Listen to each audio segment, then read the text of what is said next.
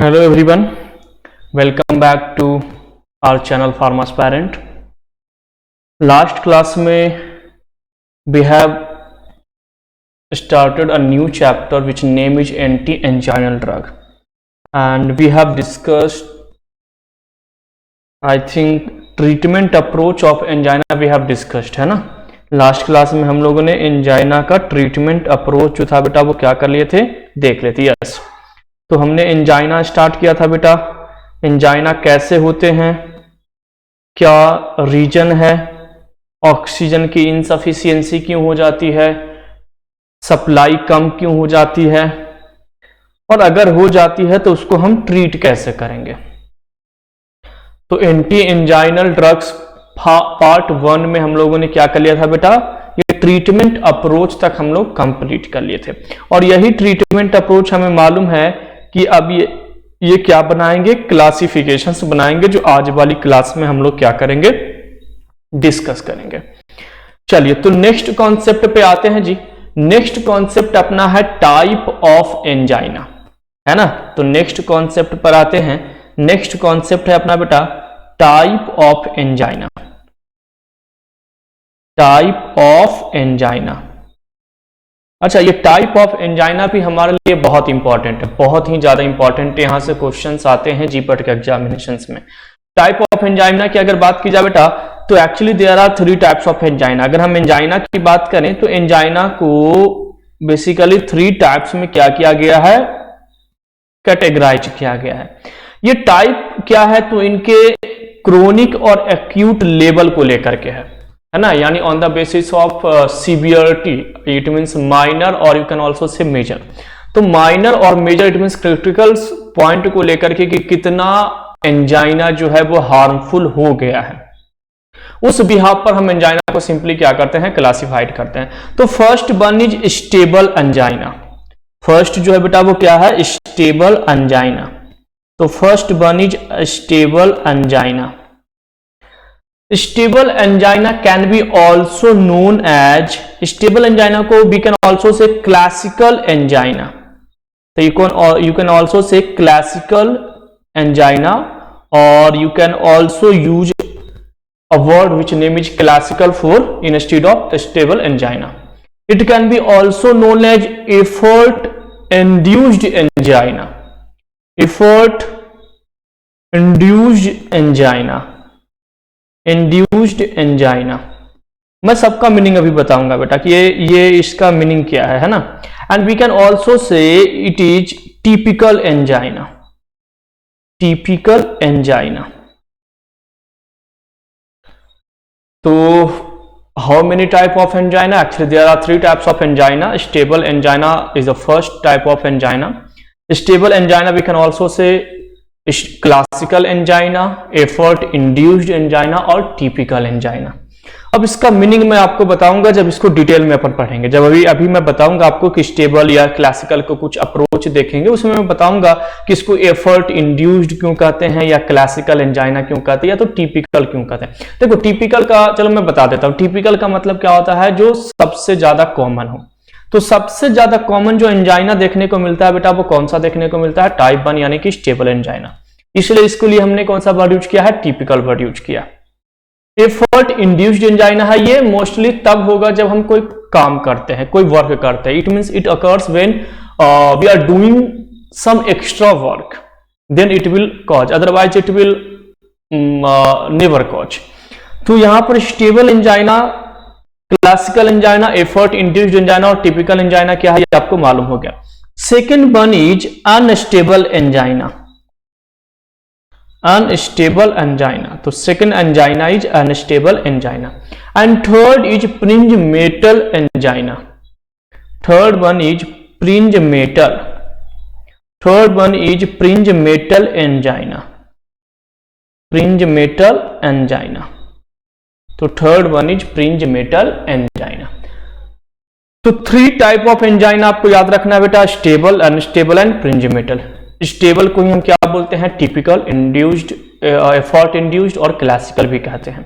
तो ये एक्चुअली क्या है बेटा, अपना टाइप्स ऑफ एंजाइना है ना। नेक्स्ट कॉन्सेप्ट पर आते हैं जी। अब एक एक करके अपन डिस्कस करेंगे। अब इसके पॉइंट को क्या करेंगे, एक एक करके डिस्कस करेंगे। तो फर्स्ट अपन लेते हैं बेटा, first one is stable angina. Stable angina या तो आप you can also say typical angina, classical angina, effort induced angina, we can also say it.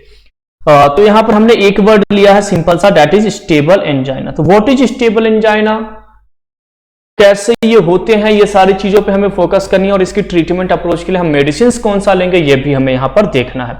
तो आपको डायरेक्ट जीपीटी के एग्जामिनेशंस में क्वेश्चंस आते हैं या तो अदर फार्मा कॉम्पिटिटिव एग्जामिनेशंस अगर you will appear in future, तो आपको देखने को मिलेगा कि क्वेश्चन जो है वो डायरेक्ट आपसे आएंगे कि स्टेबल एंजाइना में कौन से मेडिसिन यूज होते हैं, अनस्टेबल में कौन से यूज होते हैं, या तो प्रिंजिमेटल टाइप ऑफ एंजाइना में which one we can give patient, है ना। तो ये सारी चीजें हमें क्या करनी है वहां पर देखनी होती है। तो क्वेश्चंस आपको डायरेक्ट आएंगे, तो देखते हैं कि क्या क्या चीजें यहां पर पॉसिबल हो सकती है। तो स्टेबल एंजाइना का सबसे पहले तो हम सिम्टम देखें जी, है ना। बीइंग अ डॉक्टर और बीइंग अ फार्मासिस्ट, सबसे पहले हमें सिम्टम्स, कोई भी डिसऑर्डर अगर हमारी बॉडी में हो रही है, कोई भी डिजीज अगर हमारी बॉडी में हो रही है, तो एक्चुअली वो क्या करती है, एक सिग्नल सेंड करती है, एक सिम्टम सेंड करती है, और उसी सिम्टम्स के बेस पर हम क्या करते हैं, आइडेंटिफाई कर पाते हैं, रिकॉग्नाइज कर पाते हैं कि बॉडी के अंदर कौन सी डिसऑर्डर हुई है। तो हमें मालूम है, हमने प्रीवियस क्लास में आपको बताया था कि एंजाइना का सिम्टम्स क्या है भाई, तो फटीग होगा, स्क्यूजिंग होगा, इसके अलावा चेस्ट पेन होगा, इसके अलावा आपको lower limb to upper limb जो है पेन ट्रेवल्स करेंगे। तो ये कुछ सिम्टम्स जो था वो कॉमन सिम्टम्स था for all type of angina. लेकिन अब जो है आज वाली क्लास में जो है वो हम लोग स्टेबल एंजाइना देख रहे हैं। स्टेबल एंजाइना के सिम्टम्स देखेंगे कि इनके अपने सिम्टम्स क्या हैं। तो देखो सबसे पहले हमें क्या डिस्कस करना है, तो यहां पे सबसे पहले हमें डिस्कस करना है सिम्टम्स, कि स्टेबल एंजाइना को हम कैसे रिकॉग्नाइज करेंगे कि ये स्टेबल है कि अनस्टेबल है या प्रिंजिमेटल है। तो सबसे पहले हमें सिम्टम्स पढ़ना है। सेकंड यहां पे पढ़ना है बेटा कॉज बाय, ये होता कैसे है, किस कारण से, reason behind the stable angina we will study now. And finally we will study cure और we can also say treatment, किसकी ट्रीटमेंट कैसे होगी, यानी अगर किसी को स्टेबल एंजाइना हुआ है तो ट्रीटमेंट अप्रोच क्या होगा उस चीज के लिए। तो देखो सिम्टम्स की अगर बात करूं बेटा मैं, तो सिम्टम्स में सबसे पहले आपको ध्यान रखना है कि इसका पहला सिम्टम्स क्या होगा, बर्निंग, फीलिंग लाइक बर्निंग, ऐसा लगेगा जैसे आपके चेस्ट में कुछ जल रहा हो। Burning type of feeling you will feel whenever you will suffer from stable angina, है ना। तो ये फर्स्ट ऑफ ऑल बर्निंग एक सिम्टम्स दिखाई देगा। सेकंड सिम्टम्स क्या बेटा, हैवी और स्क्वीजिंग,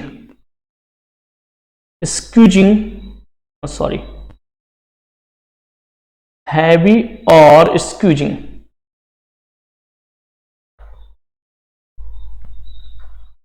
हैवी और squeezing feeling, squeezing feeling of chest for very short lasting. देखो तो बेसिकली दो सिम्टम्स हमें देखने को मिलते हैं। कितने सिम्टम्स देखने को मिलते हैं जी, दो सिम्टम्स। फर्स्ट सिम्टम्स हमें क्या है, तो बर्निंग लाइक फीलिंग होगी, और सेकंड क्या है कि चेस्ट में थोड़ा सा हैवी महसूस होगा, मतलब थोड़ी सी भारी भारीपन महसूस होगा। स्क्वीजिंग टाइप का क्या होगा यहाँ पर फील होगा for short lasting, it means कुछ समय के लिए, परमानेंट नहीं, कुछ समय के लिए आपको होगा। याद रखेंगे यहाँ पर फॉर शॉर्ट लास्टिंग वर्ड याद रखना है कि ये कुछ समय के लिए है ना, शॉर्ट टाइम के लिए होगा।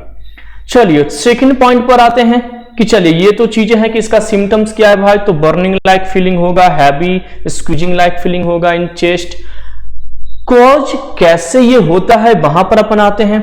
तो अगर हम कॉज की बात करें बेटा, तो actually decrease of coronary perfusion, basically stable angina जो है, classical angina, effort induced angina, या तो we can also say typical angina जो है बेटा, ये एक्चुअली परफ्यूजन की इनसफिशियंसी, ब्लड परफ्यूजन की कमी के कारण होती है। परफ्यूजन का मतलब है ब्लड के अंदर जो कंपोनेंट्स प्रेजेंट हैं, अदर वो फूड हो, ब्लड कंपोनेंट्स हो, ऑक्सीजन हो, या तो अदर्स न्यूट्रिएंट्स हो, ये इनकी परफ्यूजन डिक्रीज होने का मतलब है कि इनकी सप्लाई जो है वो कम हो गई है। किसी भी कारण से। और कारण आपको मालूम है कि आर्थरोस्क्लेरोसिस हो सकती है, टोटल पेरिफेरल रेजिस्टेंस यानी कि आर्टरियोस्क्लेरोसिस हो सकती है, वेसोकंस्ट्रिक्शंस हो सकते हैं, लिपिड का डिपोजिशन हो सकता है। तो ये सब रीजंस हमने प्रीवियस क्लास में आपको बताया था। तो ये रीजंस हो सकता है जिसके कारण जो है कोरोनरी आर्टरी जो ब्लड के अंदर जो हार्ट के अंदर जो ब्लड की सप्लाई करता है, उस आर्टरी के अंदर क्या हो जाएगा भाई, उस आर्टरी के अंदर परफ्यूजन्स हो जाएंगे ब्लड की, यानी ब्लड की सप्लाई कम हो जाएगी, ब्लड कंपोनेंट्स की सप्लाई कम हो जाएगी, जिसके कारण यहां पर हमें क्या होगा, एंजाइना देखने को मिल सकता है। तो सिंपली यहां पर आपको याद रखना है कि कॉज बाई, तो यहां पर याद रखना है डिक्रीज, ये क्या है बेटा, डिक्रीज है, साइन यहां पर याद रखना है, decrease of coronary artery perfusion which are affected by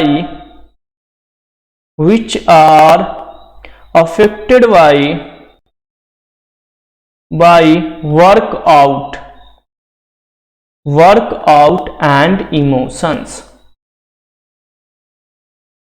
अब देखिए, अगर वर्कआउट आप कर रहे हो, काम ज्यादा कर रहे हो, तो ऑब्वियसली उस समय प्रेशर क्या होगा, जनरेट होगा, हार्ट के ऊपर एक प्रेशर जाएगा, एक सिग्नल जाएगा कि आपको काम ज्यादा करना है, क्योंकि आप ज्यादा वर्कआउट कर रहे हो, इट मींस आप ज्यादा एनर्जी कंज्यूम कर रहे हो, आपको ज्यादा एटीपी की रिक्वायरमेंट है। मैंने फर्स्ट पार्ट में आपको ये सारी चीजें बता दी है, अगर आप फर्स्ट पार्ट नहीं देखे तो पहले फर्स्ट पार्ट देखें तो ये सारे टर्म समझ में आएंगे। तो उस केस में क्या होता है, हार्ट जो है वो ज्यादा ब्लड को पंप आउट करता है, क्योंकि सारे न्यूट्रिएंट्स कंपोनेंट्स जो होते हैं वो कहां पर होते हैं, हार्ट में होते हैं। जो ऑक्सीजन, जो एटीपी का फॉर्मेशन करता है, वो ऑक्सीजन भी हमारे ब्लड में ही प्रेजेंट होते हैं। तो उस केस में हार्ट को ज्यादा वर्कआउट करना पड़ता है। और अगर देखो हार्ट को वर्कआउट ज्यादा करना है और ऊपर से परफ्यूजन हो रखी है, यानी कोरोनरी आर्टरी में वेसोकंस्ट्रिक्शंस हो रखे हैं, कोरोनरी आर्टरी में लिपिड का डिपोजिशन हो रखे हैं, कोरोनरी आर्टरी में आर्थरोस्क्लेरोसिस हो रखे हैं, कोरोनरी आर्टरी में आर्टरियोस्क्लेरोसिस हो सके, यानी टोटल पेरिफेरल रेजिस्टेंस इंक्रीज हो रखे हैं। तो इन सब कारणों से वहां पर ब्लड के अंदर जो परफ्यूजन हो रहा है बेटा, वो क्या हो रहा है, बहुत ही कम हो रहा है। और ब्लड के अंदर अगर परफ्यूजन कम हो रहा है, ऊपर से आप काम ज्यादा करने कहोगे, तो ऑब्वियसली जो है हार्ट एक सिग्नल सेंड करेगा in the you can also say in the insufficiency of oxygen, और we can also say in less supply of oxygen, heart एक सिग्नल सेंड करेगा और वो सिग्नल में पेन होगा, that will lead to cause angina। तो यहां पर क्या बेटा, तो कॉजेटिव एजेंट, कॉजेस कैसे होंगे, कैसे हमें स्टेबल एंजाइना देखने को मिल रहा है, ये हमें समझ में आ गया कि यहां पर वर्कआउट है। इसीलिए देखो, ये वर्कआउट के कारण ही, इस वर्ड के कारण ही तो हमने यहां पर बोला एफर्ट इंड्यूस्ड एंजाइना है। समटाइम्स देखते होगे ना कि जब आप बहुत ज्यादा काम कर लेते हो, थोड़ा सा हैवी फील होती है, चेस्ट वगैरह में थोड़ा पेन हो जाता है, हैवी फील होती है, तो it's just like a symptoms of angina. लेकिन ऐसा नहीं है, स्टेबल एंजाइना बहुत ज्यादा क्रिटिकल्स नहीं है ना, ये बहुत ही नॉर्मल। अभी मैं आपको बताऊंगा कि क्या इसका ट्रीटमेंट अप्रोच है, जो है ना, वहीं से आपको समझ में आ जाएगा। तो कभी हम ज्यादा काम कर लेते हैं तो हो सकता है हमें स्क्वीजिंग टाइप का फील हो, हमारे चेस्ट में पेन हो जाए, तो ऐसा मतलब ये एक सिम्टम्स है एंजाइना का कि हार्ट के ऊपर प्रेशर जी है जो वो क्या हुआ है, इंक्रीज हुआ, प्रेशर जो है वो क्या हुआ है, बढ़ा है।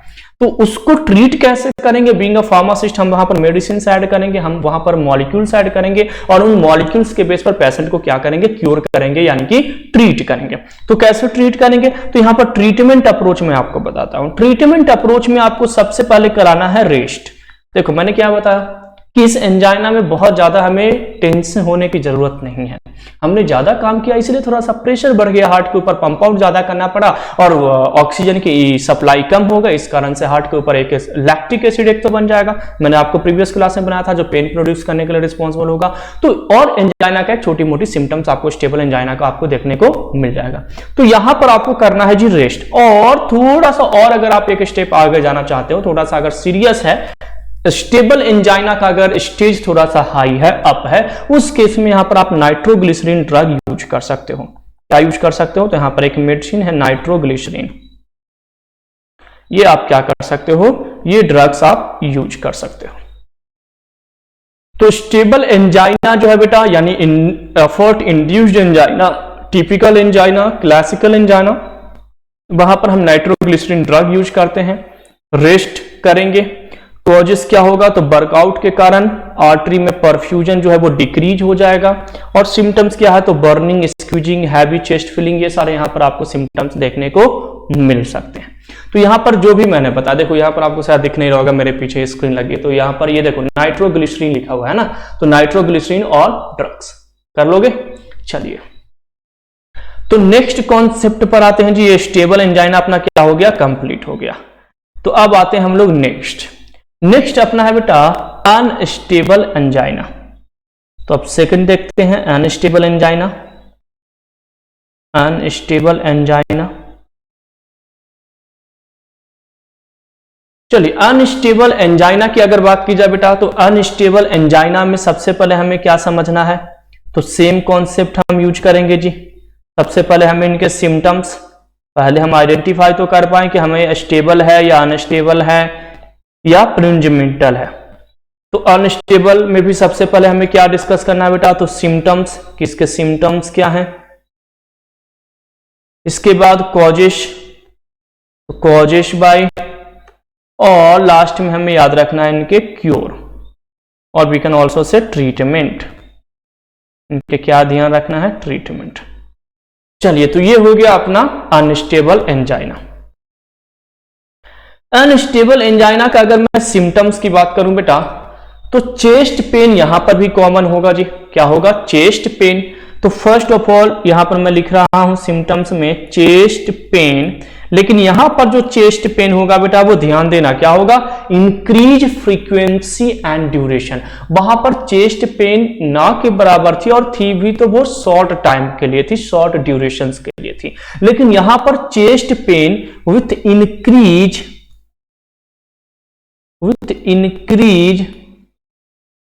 Increase frequency and duration. Increase frequency and duration.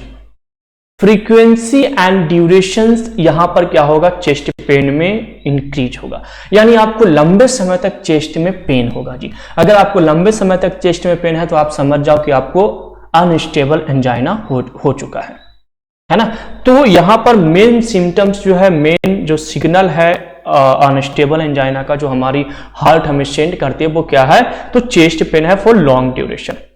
Causative agents देख लेते हैं कि इनका कॉज कौन करता है, कैसे ये होते हैं। तो कॉजेटिव एजेंट यहां पर है बेटा आर्थरोस्क्लेरोसिस। क्या है बेटा, आर्थरोस्क्लेरोसिस। आर्थरोस्क्लेरोसिस का मतलब है डिपोजिशन ऑफ लिपिड। यहां पर अपन देख चुके हैं पहले ही जी, deposition of lipid in blood vessels wall. Blood vessels wall के अंदर लिपिड का डिपोजिशन होना ही क्या कहलाता है, आर्थरोस्क्लेरोसिस। हमने आर्थरोस्क्लेरोसिस आपको एंटी हाइपरटेंसिव ड्रग के फर्स्ट पार्ट में बताया है। तो आर्थरोस्क्लेरोसिस, आर्टेरियोस्क्लेरोसिस, अगर ये भी आपको नहीं करना है तो आप डायरेक्ट हमारे चैनल पे या प्लेलिस्ट में भी जाएंगे तो आपको मिल जाएगा एनाटॉमी फिजियोलॉजी ऑफ सीबीएस, कार्डियोवैस्कुलर सिस्टम का anatomy and physiology. Total 4 videos हैं बेटा, बहुत इंपॉर्टेंट वीडियोज हैं, सारे कॉन्सेप्ट वहीं पर है जी।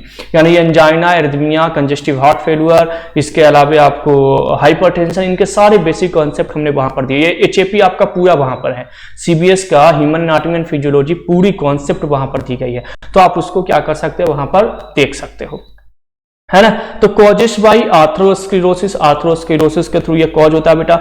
इसकी ट्रीटमेंट की हम बात करें तो कॉजेटिव एजेंट समझ में आ गया, डायमीटर कम हो जाएगा आर्थरोस्क्लेरोसिस के कारण, लिपिड के डिपोजिशन के कारण।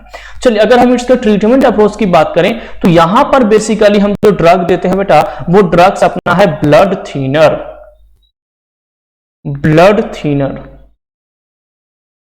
ब्लड थिनर ड्रग्स हम यहां पर क्या करते हैं, यूज करते हैं। ब्लड थिनर का मतलब क्या, देखो लिपिड, हमने क्या किया कि ब्लड जो ठीक हो चुकी थी, जिसके कारण हाइपरटेंशन हुआ है, मोस्टली ये जनरली शुगर पेशेंट में देखने को मिलता है कि ब्लड जो है वो ठीक हो जाता है, क्योंकि उनमें शुगर का कंसंट्रेशन इंक्रीज हो जाता है। दैट्स व्हाई ब्लड की विस्कोसिटी जो है वो क्या हो जाती है, इंक्रीज हो जाती है। विस्कोसिटी आपने पढ़ा होगा फिजिकल फार्मेसी में, या विस्कोसिटी टर्म्स भी आप समझते होंगे। जैसे मान कर चलो आपने कभी गए हो जो कॉन्फेक्शनर होते हैं, यानी जो हलवाई होते हैं जिनके यहाँ मिठाइयां बनती हैं, तो वो जब शक्कर को डालते हैं बेटा, शुगर को जब वाटर में ऐड करते हैं तो उस वाटर की विस्कोसिटी क्या होती है, इंक्रीज होती है, यानी उनकी फ्लो जो है वो डाउन होगी, फ्लो जो होगी वो क्या होगी, डाउन होगी। तो यहां पर अगर शक्कर यानी कि शुगर जो है अगर ब्लड के अंदर मिक्स होगा, यानी अगर किसी पेशेंट को शुगर का लेवल ज्यादा है, यानी वो डायबिटीज के पेशेंट हैं, तो उनकी ब्लड ठीक होने की चांसेस ज्यादा होते हैं, और ठीक होने के कारण भी ब्लड की सप्लाई कम होती है। ठीक ब्लड ही ठीक है तो उसकी सप्लाई बहुत प्रेशर से लगानी पड़ती है, तो एक तो हाइपरटेंशन होता है उसके कारण से, और दूसरी क्या है कि सप्लाई भी क्या हो जाती है, लेस हो जाती है। तो सबसे पहले इस केस में, अनस्टेबल एंजाइना के केस में, हमें यहां पर ब्लड थिनर ड्रग्स यूज करने हैं। ब्लड थिनर में आपको जैसे कि ड्रग है जी एस्पिरिन आप यहां पर यूज कर सकते हो, यहां पर हेपेरिन एक ड्रग है जो यूज कर सकते हो, और मोस्ट इंपॉर्टेंट यहां पर क्लोपिडोग्रिल है ना, यहां पर एक ड्रग है क्लोपिडोग्रिल, ये तो बहुत ही ज्यादा, क्लोपिडोग्रिल, एक मिनट सॉरी, क्लोपिडोग्रिल है ना, क्लोपिडोग्रिल ये जो मेडिसिन है बहुत इंपॉर्टेंट है, एस्पिरिन के साथ कॉम्बिनेशन में आता है, और ब्लड को थीन करने के लिए जनरली डॉक्टर्स इसको क्या करते हैं, प्रिस्क्राइब करते हैं। इनको अपन पैरालिसिस के केस में भी ना पेशेंट को हम क्लोपिडोग्रिल एस्पिरिन के साथ कॉम्बिनेशन में क्या करते हैं, देते हैं, ताकि ब्लड जो है वो थीन हो जाए और उनकी जो सप्लाई है वो इंक्रीज हो जाए। तो आपको याद रखना है कि अनस्टेबल एंजाइना में हम जो मेडिसिन यूज करते हैं वो ब्लड थिनर मेडिसिन यूज करते हैं, और वहां पर जो स्टेबल एंजाइना था वहां पर क्या यूज करते हैं, रेस्ट करते हैं, और नाइट्रोग्लिसरीन ड्रग्स को क्या करते हैं, यूज करते हैं। ये आपका हो गया जी अनस्टेबल एंजाइना, ये क्या कंप्लीट हो गया, अनस्टेबल एंजाइना। चलिए तो अब अपन थर्ड टाइप ऑफ एंजाइना पे आते हैं जो बहुत ही ज्यादा क्रिटिकल है, बहुत ही ज्यादा सीरियस है, that is Prinzmetal angina. तो थर्ड जो अपने पास एंजाइना है बेटा, उस एंजाइना को अपन बोलते हैं fringe metal angina, fringe metal angina. चलिए फ्रिंज मेटल एंजाइना की अगर हम बात करें कि ये फ्रिंज मेटल एंजाइना कैसे होते हैं, क्यों होते हैं, इसके बिहाइंड रीजन क्या है, इन सब चीजों को, तो सबसे पहले हमें क्या जानना होगा जी, तो इनके symptoms as like earlier classifications.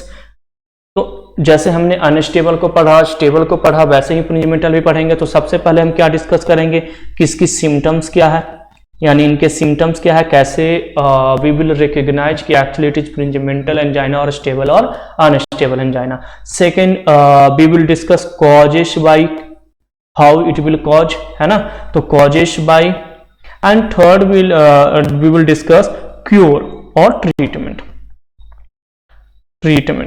तो being a pharmacist the important part for all of us is cure और ट्रीटमेंट। तो बीइंग अ फार्मासिस्ट और बीइंग अ डॉक्टर्स ऑल्सो, है ना। चलिए, क्योंकि ये जो वीडियो जो मैं बना रहा हूँ ये एमबीबीएस जो फार्माकोलॉजी है, फिजियोथेरेपी की जो फार्माकोलॉजी है, इसके अलावा बी फार्मेसी की जो फार्माकोलॉजी है, डी फार्मा की फार्माकोलॉजी है, एम फार्मा में अगर आप फार्माकोलॉजी की थीसिस बना रहे हो तो इन सबके लिए ये क्या है बेटा, ये वीडियो जो आपको हेल्प करेगा, है ना। तो देखिए सबसे पहले अपन आते हैं सिम्टम्स। तो एक में क्या था भाई, तो हैवी फीलिंग हो रही थी चेस्ट में, सेकेंड में चेस्ट पेन था लॉन्ग ड्यूरेशन के लिए। इसमें क्या है बेटा, uncommon pattern occurs at rest, बहुत इंपॉर्टेंट पॉइंट है, क्या है भाई, uncommon pattern occurs at rest. जब आप रेस्ट कर रहे हो तो भी यहां पर आपको कुछ सिम्टम्स देखने को मिलेंगे। जैसे हमने फर्स्ट वाले में क्या देखा कि काम कर रहे थे तभी हैवी पेन हुआ, सेकंड में क्या हुआ कि काम करने के बाद हैवी पेन लंबे समय तक रहा, थर्ड हम देख रहे हैं कि हम रेस्ट कंडीशंस में हैं, हम रेस्ट कर रहे हैं, इसके बावजूद भी हमें पेन हो रहा है, इसके बावजूद भी हमें एंजाइना के सिम्टम्स देखने को मिल रहे हैं। इट मीन्स ये इंडिकेट करता है कि you will suffer from Prinzmetal, you are suffering from Prinzmetal angina, है ना। चलिए, सो सेकेंड है causes, how it will cause. तो कॉजेटिव एजेंट्स की अगर बात की जाए बेटा कि कैसे, अच्छा ये पॉइंट क्लियर हो गया, क्या है सिम्टम्स, सिंपल सा पॉइंट आपको यूनिवर्सिटी के एग्जामिनेशंस में लिखने में हेल्प करेगा जी, जो आप यूनिवर्सिटी के थियोरेटिकल एग्जाम दोगे और बाकी कॉम्पिटिटिव एग्जामिनेशंस के लिए हमारा ये इंपॉर्टेंट पॉइंट हो जाता है क्योर एंड ट्रीटमेंट की, किस टाइप ऑफ एंजाइना में हम किस टाइप ऑफ ड्रग को क्या करेंगे वहां पर प्रिस्क्राइब करेंगे। तो कॉजेस भाई, तो फर्स्ट कॉज है बेटा डिक्रीज ब्लड सप्लाई, मोस्टली ये सभी में कॉमन है, blood supply to heart muscle, heart muscle में बेसिकली ब्लड की सप्लाई क्या हो जाती है, डिक्रीज हो जाती है due to arteriosclerosis, atherosclerosis, depositions of lipid, vasoconstrictions. And second most important causative reason is coronary artery spasm. Coronary artery spasm का मतलब क्या है बेटा, कोरोनरी आर्टरी है ना, कोरोनरी आर्टरी स्पाज्म का मतलब क्या है? देखो, स्पाज्म का सिंपल मीनिंग होता है बेटा वेसोकंस्ट्रिक्शंस, और वेसोकंस्ट्रिक्शंस एट सीवियर लेवल और क्रोनिक लेवल, यानी कि यहां पर जो ब्लड वेसल्स हैं, कोरोनरी जो आर्टरी है जो ब्लड को सप्लाई करती है हार्ट के अंदर, the artery which supply blood into heart is known as coronary artery. आपने पढ़ा होगा कि ये हार्ट है, 4 चैम्बर है इनमें, ये हार्ट है, इनमें 1 2 3 4 4 चैम्बर है। यहां से जब ब्लड निकलती है तो कोरोनरी आर्टरी इनको फिर से हार्ट में लेकर के जाती है, क्योंकि हार्ट भी एक ऑर्गन है और ऑर्गन को भी ब्लड की नीड है, ऑक्सीजन की नीड है, न्यूट्रिएंट्स की नीड है उनको फंक्शन परफॉर्म करने के लिए। इसलिए तो मैं आपको बोल रहा हूं कि आपको वो सीबीएस का पार्ट जरूर समझना चाहिए, क्योंकि अभी एरिथमिया भी हमें पढ़ना है, तो एचएपी हमारा बहुत अच्छे से कमांड होना चाहिए। और अगर आपने सीबीएस का एचएपी का वो पार्ट देख लिया ना, तो आपको वहां से एचएपी से क्वेश्चंस अगर जीपीटी एग्जामिनेशन में आएंगे तो डेफिनेटली 100% सॉल्व हो जाएंगे। वो बहुत ही डिटेल में हमने वो एचएपी आपको पढ़ाया है ना, तो वहां पर जरूर देखें। तो यहां पर क्या कह रहा है कि जो कोरोनरी आर्टरी है वहां पर क्रोनिक लेवल ऑफ वेसोकंस्ट्रिक्शंस हो जाए, chronic level of diameters of blood vessel जो है वो क्या हो जाए, रिड्यूस हो जाए, डिक्रीज हो जाए, जिसके कारण ब्लड की जो सप्लाई है, अदर कंपोनेंट्स की जो सप्लाई है वो क्या हो जाए, टोटली इनहिबिट हो जाए, या तो क्या हो जाए, रिड्यूस हो जाए। तो उस केस में हमें क्या होगा, प्रिंजमेंटल एंजाइना। अब ट्रीटमेंट अप्रोच क्या होगा जी उस केस में, कैसे वी विल ट्रीट, यानी how we will treat it. तो ट्रीटमेंट अप्रोच में सबसे पहले आपको तो देना होगा वेसोडाइलेटर, ऑब्वियसली। अरे बहुत ज्यादा यहां पर क्या हुआ है, कॉन्स्ट्रिक्शंस बहुत ज्यादा, क्योंकि यहां पर जो स्पाज्म हुआ, स्पाज्म का मतलब ही क्या है बेटा, तो यहां पर है chronic level of constriction, chronic level of constrictions inside the artery के अंदर क्रोनिक लेवल ऑफ कॉन्स्ट्रिक्शंस हो गया। इसी के लिए हम कौन सा वर्ड यूज करते हैं, स्पाज्म वर्ड यूज करते हैं, है ना। तो अगर यहां पर कॉन्स्ट्रिक्शंस बहुत ज्यादा है तो हमें मेडिसिन सबसे पहले क्या देना होगा, डायलेटर, जो ब्लड वेसल्स को डायलेट कर दे। जैसे सपोज दैट ये ब्लड वेसल्स आ रहा था, अब आगे जाकर के ये बहुत ही ज्यादा कॉन्स्ट्रिक्ट हो गया, यानी स्पाज्म हो गया, इसके अंदर क्या हो गया भाई, स्पाज्म हो गया। अब हम क्या दिए, तो मेडिसिन दिए वेसोडाइलेटर। तो वेसोडाइलेटर जब मेडिसिन दिए तो ऑटोमेटिक यहां पर क्या हो गया, तो ब्लड वेसल्स क्या हो गया, डायलेट हो गया, और ब्लड वेसल डायलेट हुआ तो ऑटोमेटिक ब्लड का जो परफ्यूजन है वो क्या हो गया, इंक्रीज हो गया, ब्लड की सप्लाई क्या हो गई उस एरिया में, उस हार्ट में इंक्रीज हो गई, जिस कारण से जो एंजाइना हुआ था वो क्या हो गया, क्योर हो गया। तो फर्स्ट ऑफ ऑल यहां पर क्या है बेटा, तो वेसोडाइलेटर, और second calcium channel blocker, calcium channel blocker. Calcium channel blocker क्यों देंगे, तो कैल्शियम चैनल ब्लॉकर इसलिए देंगे कि सबसे पहले तो टोटल पेरिफेरल रेजिस्टेंस जो कैल्शियम के कारण होता है, इंक्रीज होता है, वो कम हो जाए, क्योंकि हमने कैल्शियम को अगर हमने ब्लॉक कर दिया तो वहां पर क्या होगा भाई, तो पेरिफेरल, यहां पर अगर हमने कैल्शियम को ब्लॉक किया है इस ड्रग के साथ, कैल्शियम चैनल ब्लॉकर के साथ, तो आपको क्या देखने को मिलेगा कि एक तो आपको आर्टरियोस्क्लेरोसिस रिड्यूस होगा, यानी कि टोटल पेरिफेरल रेजिस्टेंस रिड्यूस होगा। सेकंड साथ ही साथ में क्या होगा कि जो डीपोलराइजेशन हो रहा था हार्ट के अंदर, कार्डियक मसल्स को जो कॉन्ट्रैक्टिबिलिटी प्रोवाइड कर रहा था कैल्शियम, जो हमने प्रीवियस क्लास में आपको बताया था कॉन्ट्रैक्टिबिलिटी का मीनिंग, तो वो कॉन्ट्रैक्टिबिलिटी जो है वो क्या हो जाएगी, रिड्यूस हो जाएगी, जो हार्ट है वो कम फंक्शन करेगा, हार्ट रेट रिड्यूस हो जाएगा, जिसके कारण कम भी ब्लड की सप्लाई होगी तो भी हार्ट को क्या होगा, प्रॉब्लम नहीं होगा। क्योंकि अगर हम काम ही कम करेंगे तो हमें एटीपी का कंजम्पशन भी कम करना होगा, और एटीपी की नीड अगर कम होगी तो ऑक्सीजन की भी नीड कम होगी, ऑक्सीजन की नीड कम होगी तो ब्लड की नीड भी कम होगी। आया समझ में। तो इस कारण से यहां पे जो ड्रग हम यूज करेंगे वो वेसोडाइलेटर और कैल्शियम चैनल ब्लॉकर। तो हमें याद क्या रखना है कि स्टेबल एंजाइना में क्या होगा, कौन सा मेडिसिन यूज करेंगे, अनस्टेबल एंजाइना में कौन सा मेडिसिन यूज करेंगे, और इसके अलावा जो थर्ड हमने आपको अभी बताया बेटा उसमें हम कौन सा यूज करेंगे।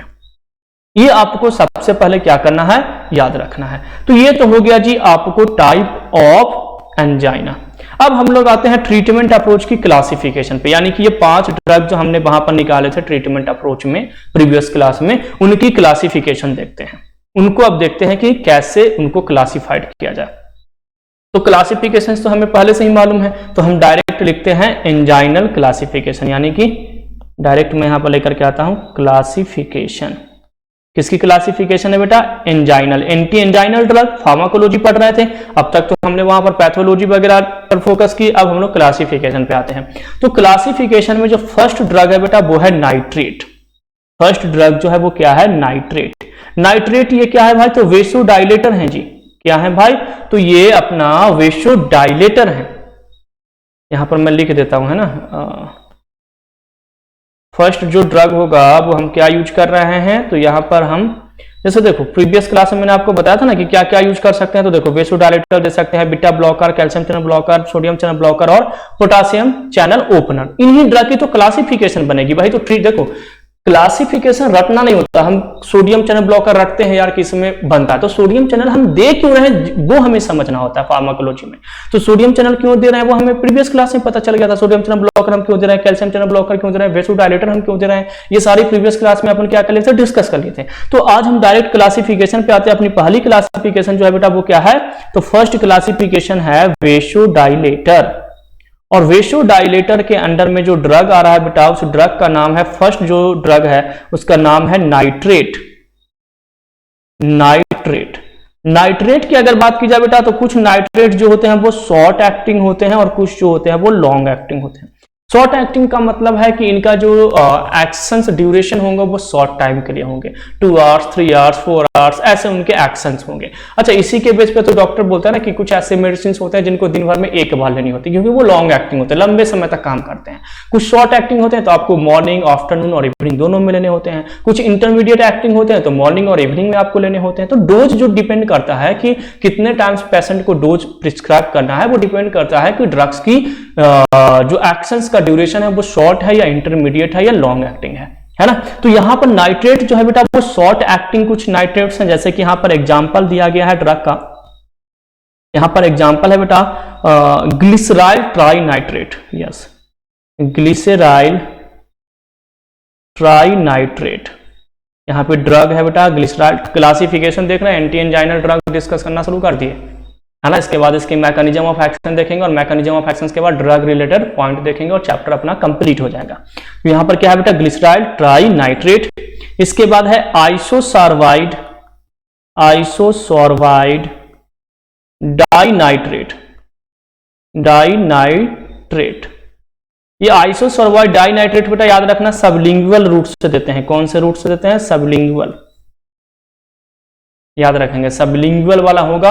अगर सबलिंगुअल रूट से होगा तो ये शॉर्ट एक्टिंग होगा, आगे मैं बताऊंगा आपको, है ना। ये वाला पॉइंट याद रखना है।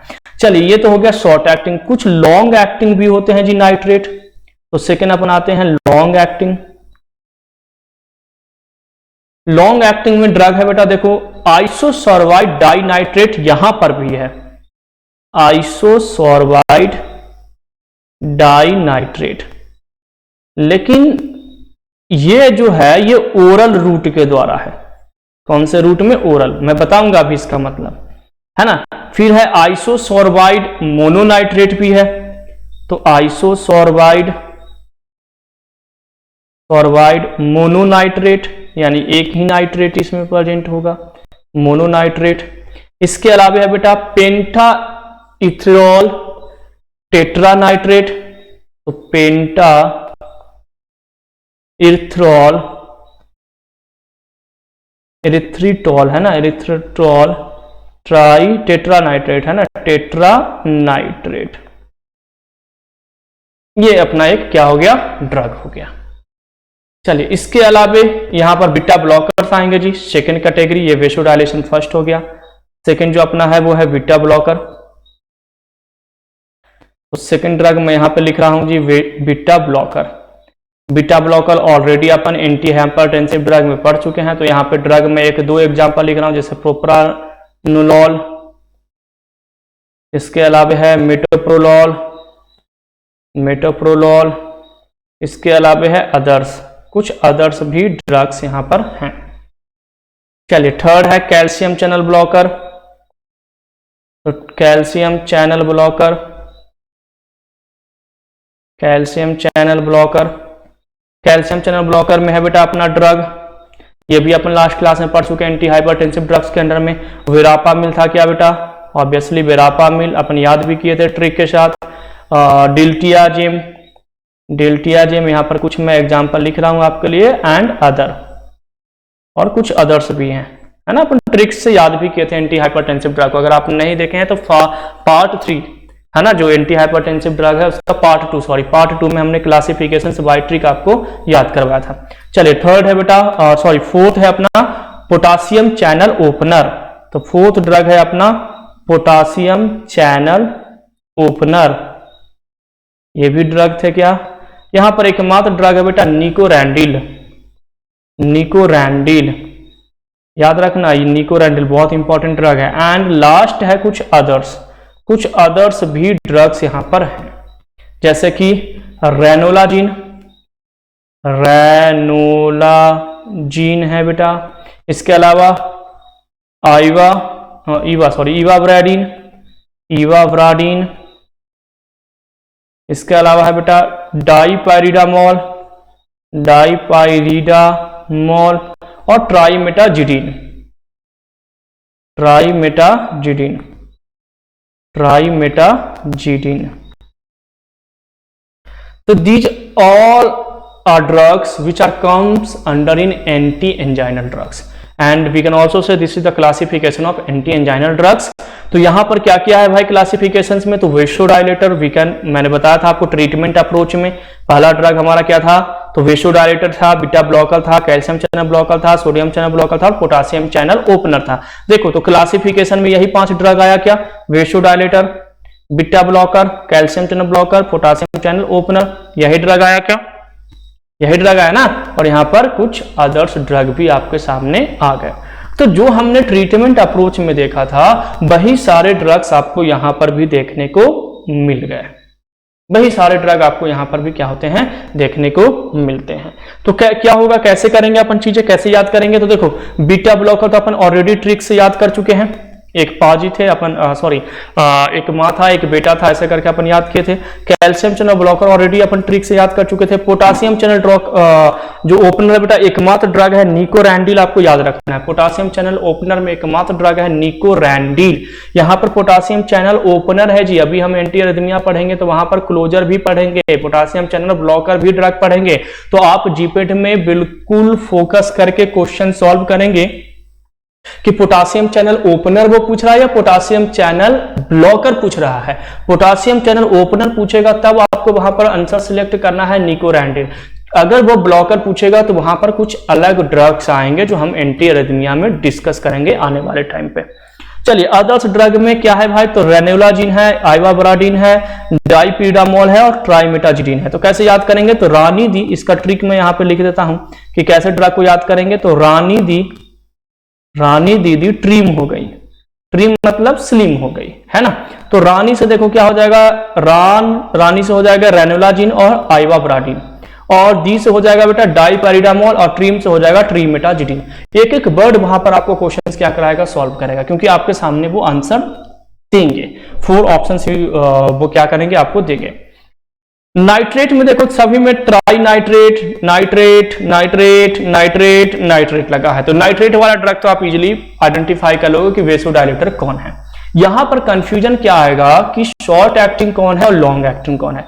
तो देखो अगर सबलिंगुअल रूट से आइसोसोर्वाइड देते हैं तो वो शॉर्ट एक्टिंग होता है, और वही आइसोसोर्वाइड को अगर ओरल रूट से देते हैं तो वो लॉन्ग एक्टिंग हो जाता है। सबलिंगुअल यानी कि टंग के नीचे बिलो द टंग अपन रखते हैं सबलिंगुअल रूट ऑफ एडमिनिस्ट्रेशन में, आपने पढ़ा होगा बेसिक फार्मास्यूटिक्स वाले में। और ओरल मतलब हो गया टैबलेट सिरप जो डायरेक्ट स्टमक में जाती है माउथ रूट के द्वारा। तो ये हमें क्या करना है, याद रखना। बाकी है क्या, नाइट्रेट। तो इसके ड्रग्स जो है वो याद करना बहुत आसान है, इसलिए तो हमने पहले एंटी हाइपरटेंसिव ड्रग देख लिए। एंटी हाइपरटेंसिव में हमने बीटा ब्लॉकर देख लिए, कैल्शियम चैनल ब्लॉकर ऑलरेडी याद कर चुके हैं, पोटासियम चैनल ओपनर में एकमात्र ड्रग है निकोरैंडिल, आपको याद कर लेना है, और अदर्स ड्रग में हमने बता दिया कि रानी दी ट्रिम हो गई। और बाकी नाइट्रेट यानी वेसोडायलेटर में आपको याद रखना है कि नाइट्रेट में सब में नाइट्राइट नाइट्राइट नाइट्राइट रहेगा। आइसोसर्बाइड अगर डाइनाइट्रेट है तो वो क्या होगा भाई, अगर सबलिंगुअल रूट से देते हैं तो वो वहां पर क्या करेगा बेटा, शॉर्ट एक्टिंग वर्क करेगा as a short acting drug, और अगर इसको हम ओरल रूट से देते हैं तो as a long acting drug क्या करेगा, वर्क करेगा। ये तो आपका हो गया जी क्लासिफिकेशन। तो आई होप आपको ये क्लासिफिकेशन याद हो जाएगा, और क्लासिफिकेशन याद करना बहुत ही ज्यादा जरूरी है, क्योंकि आने वाले टाइम पे जो मैकेनिज्म ऑफ एक्शन डिस्कस करेंगे, जो ड्रग का ड्रग रिलेटेड पॉइंट डिस्कस करेंगे, वो इन्हीं से रिलेटेड होगा। तो सबसे पहले आपको क्लासिफिकेशन जो है वो क्या करना है बेटा, याद करना है। मैकेनिज्म ऑफ एक्शंस आज वाली क्लास में हम लोग क्या कर लेते हैं, डिस्कस कर लेते हैं, ताकि आने वाले टाइम में जो हमारी क्लासेस रहेगी उसमें हम लोग क्या करेंगे, अपना ड्रग रिलेटेड पॉइंट जो है वो क्या करेंगे, डिस्कस करेंगे। तो मैकेनिज्म ऑफ एक्शन में हम एक मैकेनिज्म ऑफ एक्शन लेते हैं ऑर्गेनिक नाइट्रेट, बहुत इंपॉर्टेंट है ऑर्गेनिक नाइट्रेट। तो चलिए यहां पर एक मैकेनिज्म ऑफ एक्शन आज हम लोग डिस्कस कर रहे हैं बेटा। तो यहां पर मैं लिख रहा हूं mechanism of action, mechanism of action of organic nitrate. ये ऑर्गेनिक नाइट्रेट क्या करते हैं बेटा, तो ऑर्गेनिक नाइट्रेट आपको मालूम है कि ये वेसोडाइलेटर प्रॉपर्टी शो करते हैं। क्या शो करते हैं, वेसोडाइलेटर प्रॉपर्टी। ब्लड वेसल्स को क्या करते हैं, डायलेट करते हैं। कैसे डायलेट करते हैं ये मैं बताता हूं, क्योंकि बीइंग अ फार्मासिस्ट हमें यह जानना जरूरी है कि ब्लड वेसल्स एक्चुअली डायलेट कैसे होती है, कैसे कोई मेडिसिन उस पर जाकर के बाइंड करता है और ब्लड वेसल्स को जो कॉन्स्ट्रिक्टेड ब्लड वेसल्स होते हैं उनको वो डायलेट कर देता है। तो ये हमें जानना बहुत जरूरी है। देखो, पढ़ना, क्वेश्चन सॉल्व करना अलग बात है, और उस कॉन्सेप्ट को जानना अलग बात है। कॉन्सेप्ट का मतलब है कि आप आने वाले टाइम पे साइंटिस्ट हो, आप आने वाले टाइम पे किसी कंपनीज के R&D डिपार्टमेंट में जाने वाले हो, उसको कहते हैं कॉन्सेप्ट। आने वाले टाइम पे अगर आप टीचर हो तो आप जब थीसिस किसी को गाइड करोगे, अपने स्टूडेंट को जब पढ़ाओगे, तो आपको कॉन्सेप्ट क्लियर होगा। देखो, एक मैं पॉइंट आपको बताना चाहता हूं कि एक्चुअली इंटेलिजेंट स्टूडेंट और डफर में क्या डिफरेंस होता है। तो आप बताओगे सर, इंटेलिजेंट जो स्टूडेंट होते हैं वो डीप नॉलेज वाले होते हैं। तो डीप नॉलेज होती कैसे है? डीप नॉलेज हमें तब आती है जब हम एक एक वर्ड के पीछे भागते हैं। जितना पीछे भागोगे वर्ड के पीछे, उतना ज्यादा आप डीप नॉलेज वाले स्टूडेंट कहलाओगे। और अगर आप डीप नॉलेज वाले स्टूडेंट हो तो आपको भी मालूम है कि आप क्या रहोगे, टॉपर रहोगे। आप क्या रहोगे, इंटेलिजेंट रहोगे। टॉपर का मतलब नहीं है कि कॉलेज में हमने फर्स्ट सेमेस्टर में या हमने सेमेस्टर्स के एग्जामिनेशन में टॉप कर गए। वहां पर तो कोई भी टॉप कर सकता है बेटा। सेमेस्टर्स में आपने क्या लिखा, कैसे लिखा, चेक करने वाला का मूड क्या था, उस पर डिपेंड करता है। लेकिन टॉपर्स का मतलब मैं यहाँ पे बता रहा हूँ जो जीपेट होते हैं, जो टॉप 100, टॉप 200, टॉप 300, टॉप 500 में जो स्कोर करते हैं ऑल ओवर इंडिया, उन टॉपर्स की मैं बात कर रहा हूं। तो वो कैसे आपको पता चलेगा? तो आपको डीप नॉलेज होनी चाहिए। जब आप नाइपर मोहाली में अगर इनकेस आपको फार्माकोलॉजी मिल गई तो उस समय फिर आपसे बेटर कोई नॉलेज वाला नहीं होगा और आपकी प्लेसमेंट बहुत ही शानदार होगी वहां पर। तो उन्हीं डीप नॉलेज पे जा रहे हैं कि mechanism of action of nitrate. Nitrate का मैकेनिज्म ऑफ एक्शन क्या है, कैसे नाइट्रेट ब्लड वेसल्स को डायलेट करता है। तो आपको मालूम है कि नाइट्रेट का काम क्या है भाई, तो इट इज अ वेसोडाइलेटर। ये ब्लड वेसल्स को क्या करते हैं, डायलेट करते हैं। लेकिन इस ब्लड वेसल्स को डायलेट कैसे करते हैं, कैसे इसको डायलेट करते हैं, ये एक क्वेश्चन मार्क्स है। आपको टीचर्स ये तो बताएंगे कि ब्लड वेसल्स को नाइट्रेट जो है वो डायलेट करता है, लेकिन डायलेट कैसे करता है ये बताने वाले बहुत कम है। तो हमें यह समझना है कि ये डायलेट कैसे करते हैं, इस पॉइंट को। तो यहां पर मैं आपको बता रहा हूं, समझना बहुत अच्छे से, पॉइंट बहुत इंपॉर्टेंट है अपने लिए, और एक एक पॉइंट आप अच्छे से ध्यान रखना है ना। चलिए, तो यहां पर अपन कंसीडर करते हैं बेटा कि हमने ऑर्गेनिक नाइट्रेट, यानी हमारा जो नाइट्रेट था, नाइट्रेट मेडिसिन को हमने, यानी नाइट्रेट ड्रग को हमने क्या किया बेटा, सॉरी, नाइट्रेट ड्रग को हमने क्या किया बेटा, इनटेक किया। इनटेक का मतलब है हमने पेशेंट की बॉडी में इंटर करा दिया। जैसे ही इनटेक किए तो ये मेडिसिन कहां पे जाएगा बेटा, यानी ड्रग कहां पर हुआ भाई, तो ड्रग आ गया बॉडी के अंदर। अब ये मेडिसिन ट्रेवल करके कहां पर जाएगी, vascular endothelium layer after absorption. Medicine का क्या होगा, फार्माकोकाइनेटिक्स आपने पढ़े होंगे।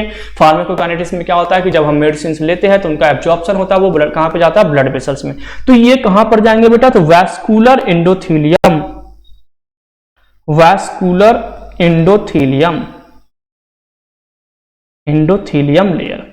ये वैस्कुलर एंडोथेलियम क्या होता है, तो outer layer of blood vessels is known as vascular endothelium. मैं इसको बताता हूं ऐसे, suppose that this one is a blood vessels. आपने ये अपना क्या है, ब्लड वेसल्स है, और ये ब्लड वेसल्स का बॉल है। तो this one is a blood vessels, ठीक है। ये क्या बेटा, अपना ब्लड वेसल्स। तो जो आउटर लेयर है बेटा, जो आउटर लेयर है वो क्या कहलाता है, जो आउटर लेयर यहां पर है, उस आउटर लेयर को हम क्या बोलते हैं, ये जो आउटर लेयर है इसको हम बोलते हैं वैस्कुलर एंडोथेलियम। सबसे आउटर लेयर जो है इसको हम क्या बोलते हैं, वैस्कुलर एंडोथेलियम, ठीक है। तो क्या कहता है कि जैसे ही हमने मेडिसिन लिया, नाइट्रेट, समझना इस पॉइंट को, हम वेसो डायलेशन वाले पॉइंट पे आ रहे हैं। तो जैसे ही हमने नाइट्रेट मेडिसिन लिया, इनटेक किया, तो वैस्कुलर एंडोथेलियम में वो मेडिसिन कहां पे गया, वैस्कुलर एंडोथेलियम में। अब इस वैस्कुलर एंडोथेलियम में जैसे ही मेडिसिन क्या हुआ भाई, रीच किया, यानी इस वैस्कुलर एंडोथेलियम में मेडिसिन जो है वो ट्रेवल चला गया, गो टू वैस्कुलर एंडोथेलियम, यानी इस एरिया में क्या रीच हो गया भाई, ऑर्गेनिक नाइट्रेट, ऑर्गेनिक नाइट्रेट। तो ऑर्गेनिक नाइट्रेट जो है अब्जॉर्प्शन के बाद, ये ब्लड है, इसके अंदर क्या प्रेजेंट है भाई, तो इसके अंदर प्रेजेंट है ब्लड, और ब्लड के साथ हमने यहां पर ड्रग भी ले लिया। कौन सा ड्रग आ गया भाई, ऑर्गेनिक नाइट्रेट। और ये ऑर्गेनिक नाइट्रेट ये वैस्कुलर वाले रीजन में चले गए, ब्लड वेसल्स वाले रीजन में चले गए, एंडोथेलियम वाले रीजन में चले गए। अब ये ऑर्गेनिक नाइट्रेट क्या करेगा बेटा, यहां पर, तो ये ऑर्गेनिक नाइट्रेट यहां पर नाइट्रिक ऑक्साइड में कन्वर्ट हो जाएगा। क्या चीज में कन्वर्ट हो जाएगा, नाइट्रिक ऑक्साइड। तो हमारी बॉडी में अगर कोई भी कंपोनेंट्स किसी दूसरे कंपोनेंट में कन्वर्ट होता है तो वहां पर होता है केमिकल रिएक्शन, और केमिकल रिएक्शंस हमारी बॉडी में होता है by the help of enzyme. कोई ना कोई बायोकैटालिस्ट वहां पर क्या करेगा, रोल प्ले करेगा। और बायोकैटालिस्ट का मतलब क्या होता है, एंजाइम्स। तो यहां पर ये ऑर्गेनिक नाइट्रेट जो है, समझना अच्छे से, ये जो ऑर्गेनिक नाइट्रेट है ये नाइट्रिक ऑक्साइड में कन्वर्ट हो जाता है by the help of a enzyme which name is glutathione. कौन सा एंजाइम बेटा, तो यहां पर इस एंजाइम का नाम है glutathione, glutathione S transferase, transferase, S transferase enzyme के हेल्प से। इसके अलावा सेकंड यहां पर एक और एंजाइम है बेटा, एल्डिहाइड, एल्डिहाइड रिडक्टेज। तो याद रखना कि जैसे ही हमने मेडिसिन लिया ऑर्गेनिक नाइट्रेट, ऑर्गेनिक नाइट्रेट का एब्जॉर्प्शन हुआ, ब्लड में गया, ब्लड वेसल्स में गया, ब्लड वेसल्स से वो कहां पे चला गया, endothelium layer of blood vessels. Endothelium layers में एक एंजाइम प्रेजेंट है बेटा, एक्चुअली दो एंजाइम है, एक है एल्डिहाइड रिडक्टेज और एक है अपना ग्लूटाथायोन एस ट्रांसफरेज, जो ऑर्गेनिक नाइट्रेट को कन्वर्ट कर देगा अपना नाइट्रिक ऑक्साइड में। तो organic nitrate will converted into nitric oxide. किसमें कन्वर्ट हो जाएगा, नाइट्रिक ऑक्साइड में कन्वर्ट हो जाएगा। अब ये नाइट्रिक ऑक्साइड में कन्वर्ट होगा तो क्या होगा जी, यहां पर देखो, तो नाइट्रिक ऑक्साइड में ये जब कन्वर्ट होगा तो अब ये एक्टिवेट हो जाएगा। और एक्टिवेट क्या होगा भाई, तो नाइट्रिक ऑक्साइड यहां पर एक्टिवेट करेगा वैस्कुलर गुआनालाइल एंजाइम्स को, है ना। तो यहां पर ब्लड वेसल्स के अंदर, वैस्कुलर का मतलब होता है बेटा ब्लड वेसल्स, वैस्कुलर गुआनिलाइल साइक्लेज, इस एंजाइम को ये क्या करेगा, एक्टिवेट करेगा। कौन भाई, नाइट्रिक ऑक्साइड। और ये एंजाइम क्या करता है, तो ये जो एंजाइम है ये इंक्रीज करता है सिंथेसिस ऑफ, यानी ये जो एंजाइम है ये क्या करेगा भाई, तो इंक्रीज सिंथेसिस ऑफ क्या चीज की सिंथेसिस इंक्रीज करेगा भाई, तो साइक्लिक जीएमपी, यानी कि साइक्लिक गुआनासाइल मोनोफॉस्फेट का क्या करेगा भाई, ये सिंथेसिस को इंक्रीज करेगा। अब क्या होगा बेटा, जब ये साइक्लिक जीएमपी यहां पर एक्टिवेट होंगे तो ये कुछ ना कुछ करने के लिए रिस्पॉन्सिबल होंगे। तो एक्चुअली ये क्या करेगा, कॉज करेगा। तो क्या कॉज करेगा, तो डीफॉस्फोराइलेशन रिएक्शन।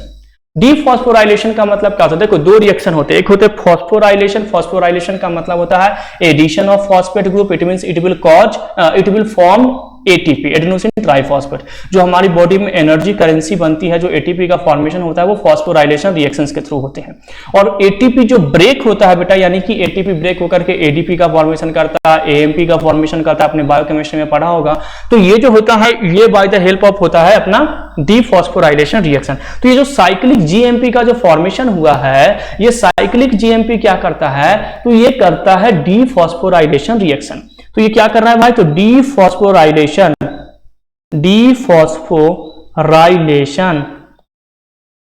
क्या करता है भाई, dephosphorylation of protein kinase.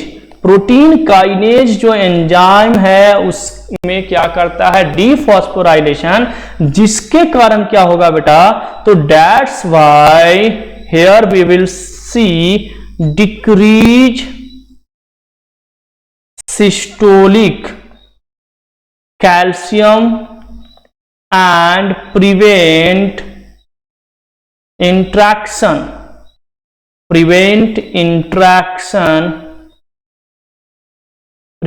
Interactions of actin and myosin that will lead to blood vessels dilation, or we can also say blood vessels relaxation, है ना। चलो इस प्रोसेस को फिर से समझते हैं, हो सकता है आपको कंफ्यूजन हो रहा होगा, मैं बहुत सिंपल लैंग्वेज में फिर से चीजों को समझा रहा हूं, देखना समझना अच्छे से। हमने क्या देख रहे हैं भाई, तो mechanism of actions of organic nitrate.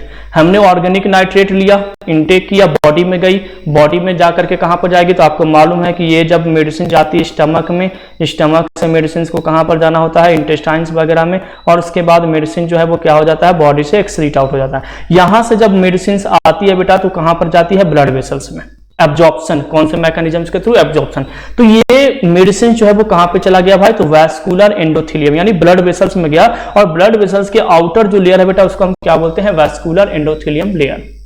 यहां पर जब ये ड्रग जाती है वैस्कुलर एंडोथेलियम लेयर में, तो उस वैस्कुलर एंडोथेलियम में क्या होता है बेटा, ऑर्गेनिक नाइट्रेट जब जाता है तो एक या वहां पर वैसे दो एंजाइम प्रेजेंट हैं, तो कोई एक एंजाइम जो है वो एक्टिवेट हो जाता है, या तो वहां पर glutathione S transferase enzyme activate होगा, या तो एल्डिहाइड रिडक्टेज एंजाइम एक्टिवेट होगा। और ये एंजाइम क्या करेगा, तो इस ऑर्गेनिक नाइट्रेट को कन्वर्ट कर देगा नाइट्रिक ऑक्साइड में। अब ये नाइट्रिक ऑक्साइड जब एक्टिवेट होता है, तो ये एक अलग एंजाइम को एक्टिवेट करता है इसी ब्लड वेसल्स में। वैस्कुलर का मतलब ब्लड वेसल्स, इसी वैस्कुलर कंपार्टमेंट में एक और एंजाइम को एक्टिवेट करता है। इस बार एक्टिवेशन कौन कर रहा है, नाइट्रिक ऑक्साइड।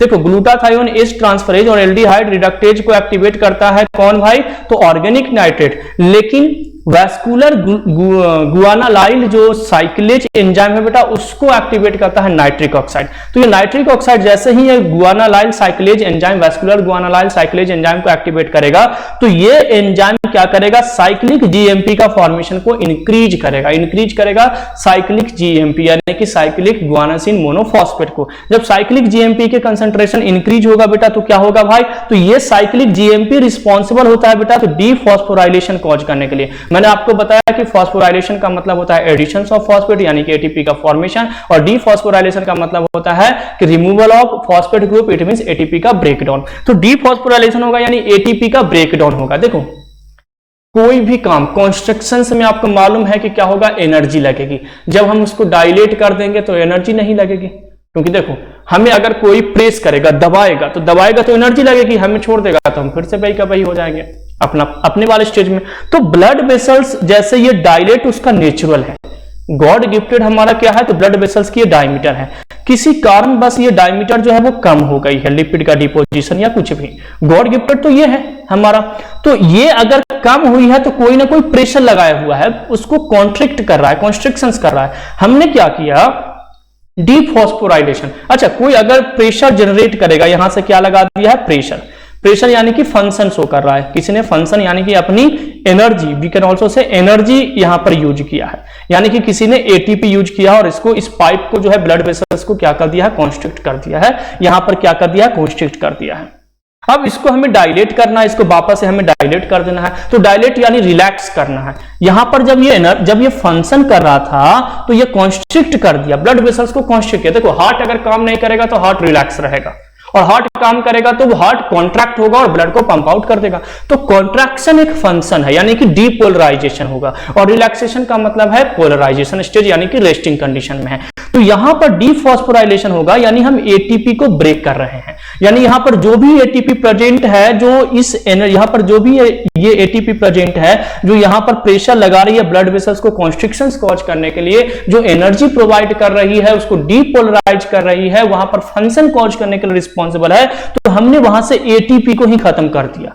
एटीपी में डीफॉस्फोराइलेशन हो जाएगा तो एटीपी का नुकसान, एटीपी जैसे ही नुकसान होगा प्रोटीन काइनेज एंजाइम के थ्रू, तो क्या होगा बेटा, तो that's why decrease systolic calcium. एक तो कैल्शियम की एंट्री कम हो गई, कैल्शियम की एंट्री बंद होगी तो क्या होगा, तो कैल्शियम की एंट्री, देखो सेल के अंदर अगर कैल्शियम आएगा, तो आपको प्रीवियस क्लास में भी मैंने बताया था कि सेल के अंदर अगर कैल्शियम आएगा तो सेल को क्या करेगा, पॉजिटिव चार्ज, बाहर भी पॉजिटिव अंदर भी पॉजिटिव, सेल क्या हो जाएगा, डीपोलराइज। और सेल डीपोलराइज का मतलब क्या है भाई, कि सेल के अंदर एक्शन पोटेंशियल डेवलप हो गया, और एक्शन पोटेंशियल का मतलब है कि सेल अब अपना काम करेगा। तो ब्लड वेसल्स के अंदर अगर एक्शन पोटेंशियल हो जाएगा तो ब्लड वेसल्स कॉन्स्ट्रिक्ट कर जाएगा, अपना फंक्शन परफॉर्म करेगा। तो इस कारण से कैल्शियम की एंट्री भी बंद हो गई, एंड एक्टिन और मायोसिन का इंटरेक्शंस कम हो गया। एक्टिन मायोसिन का इंटरेक्शंस अगर कम हो जाता है बेटा, तो टोटल पेरिफेरल रेजिस्टेंस जो है वो वहां पर क्या हो जाती है, डिक्रीज हो जाती है, यानी कि फ्लेक्सिबिलिटी जो है वो क्या हो जाती है, इंक्रीज हो जाती है। उस कारण से आपको यहां पर ब्लड वेसल्स क्या हो जाएगा, रिलैक्स। क्योंकि जो एटीपी हम यूज कर रहे थे ब्लड वेसल्स को कॉन्स्ट्रिक्ट करने के लिए, हमने उस एटीपी को ही ब्रेक डाउन कर दिया डीफॉस्फोराइलेशन रिएक्शंस के थ्रू, साइक्लिक जीएमपी के थ्रू, इन सारे प्रोसेस के थ्रू। तो दैट्स व्हाई ये एटीपी ही नहीं रहेगा, तो इसको कॉन्स्ट्रिक्ट करने वाला ब्लड वेसल्स को कोई नहीं है, तो ऑटोमेटिक ये ब्लड वेसल्स क्या हो जाएगा, रिलैक्स हो जाएगा, और रिलैक्स होगा तो ब्लड वेसल्स ऑटोमेटिक क्या हो जाएगा, डायलेट हो जाएगा। ब्लड वेसल्स क्या हो जाएगा भाई, डायलेट हो जाएगा।